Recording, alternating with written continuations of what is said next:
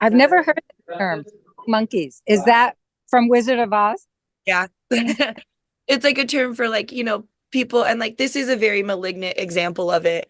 But like people who will come after you in order to be like, oh, well, you should just talk to them again. They really miss you, or they didn't mean what they did. And in my case, because like I said, it's so extreme, so it should definitely not be set as like the bar example. But when people would say that, it's like, well, she did. She did mean what she did because she actively chose what happened. So, once again, to reiterate for the third time, this is not the shining example of what the difference in estrangement is. This is the like lowest bar of estrangement, and like, don't talk to me about my mom because what she did was literally life threatening. So, or what she chose was life threatening. So no, I never asked for sides to be picked, but I did ask for my respect on my privacy. And if that wasn't met, then sayonara. I Yeah. never sent out flying monkeys, but my daughter thinks I have. Yep. Why? Mhm. Why does she think that? I, well, I guess because maybe people are saying something, but it isn't because I never ask anybody to get involved in anything. And if I checked in with mutual people that we've known as she was growing up and just was asking them about them, I never brought my daughter's name into it. But she would hear that I was checking in with other people, just say, thinking about you. Um, because they would tell her, I guess, because she would then say to me, stop trying to get information. I never even brought her name up, but she Mm. just had that. She was just sure that was my intention, and that was not my intention. Totally understand. And yeah, Cheryl and I were just talking a few days ago about how like when you go to public events where people know you as a parent and your kids, Yeah. everybody just when you're a parent, everyone asks about your kids. Yeah. And it's just Yeah. very normal. So I think that could also be interpreted as flying monkeys getting released if you say something that Hmm. was inappropriate without even you knowing perhaps what was inappropriate. And they can definitely be like unintentional. And I think they could be like highly misinterpreted by the person, like by children, especially like depending on the level of anger. Like my mom was actively seeking to like find my place of employment to come talk to me, or like Hmm. she showed up at my graduation. And like, that to me is a difference in like between like, oh, you're showing up where the community knows you as a mom, and it's like, oh no, but I hope she's doing well. And then it's like, well, why don't you talk to your mom? Like, blah, mom, stop asking about me. Where you didn't, and you're like, Jesus Christ, like, okay, I didn't, but have your opinions. So I think there's a huge difference in much like every case of estrangement. Like, there's going to be levels of anger, there's going to be differences in like what is perceived, because like Cheryl and I have gotten into before, like this is perception, and I think being able to see that side and like understand that, like, don't internalize that, kind of like where we're coming back, let's bring it back full circle to kind of like the comments that people will say. Don't internalize that, because that's people working on their own hurt. And like, especially like, in my opinion, children who are estranged are still working through whatever hurt brought them to this. And even hearing about like, oh, well, she mentioned this. And then it's like reigniting the wound all over again, where, sure, you may have made this amount of progress in the healing, but it doesn't mean that you're completely healed and able to like hear about your parent. Like hearing about my mom at her funeral and hearing all the children that she helped, when I was like, what the hell?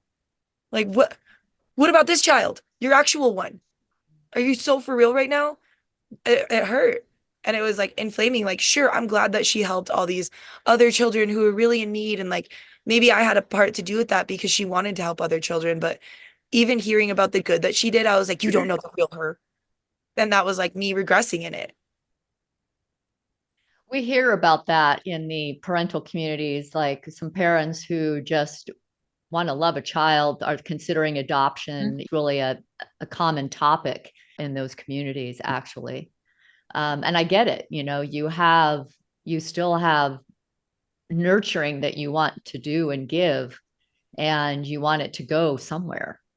I understand that. I Like have a question. Oh, go ahead, Cheryl. like what kind of happened to me. One example was, you know, I just opened my heart up so much more. I mean, I just have so much love to give, and was able to repair a relationship with one of my stepdaughters when she had her child. And now that I think of her like another daughter. And I don't know if that would have been possible if I hadn't been doing work on myself and just becoming more aware of my feelings as well.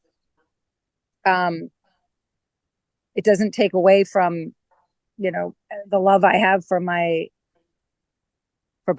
either of my daughters, but I kind of see it as a blessing that I was able to repair a relationship and had a chance to repair this relationship. Have a chance. Have a chance, right? Yeah, because when the no contact rule is the final line in the sand that gets drawn in the sand, then you just don't feel like you have that opportunity.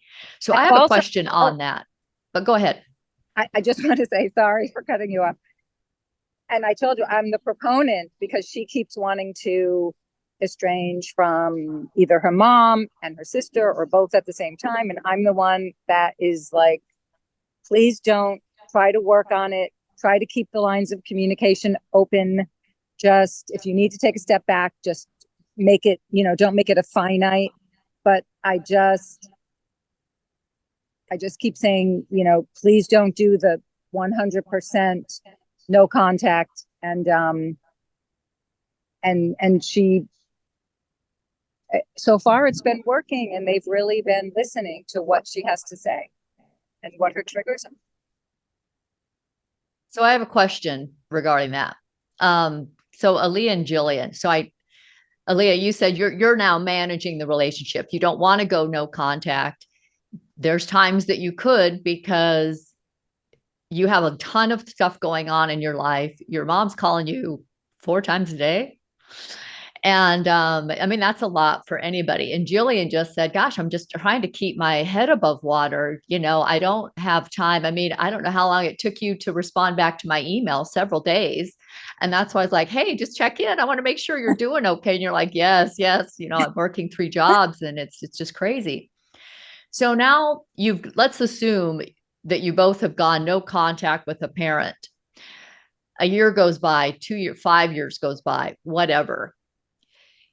Now it's a completely different situation because now there's a come to Jesus meeting. Now there's a hard conversation that has to happen because there's been maybe a hard line drawn in the sand. There's been no communication for many years. So now, do you think that also adds to the number of years of your estrangement because you just don't want to go back for that hard conversation, the guilt trip, or whatever it is you think your parents going to show up with?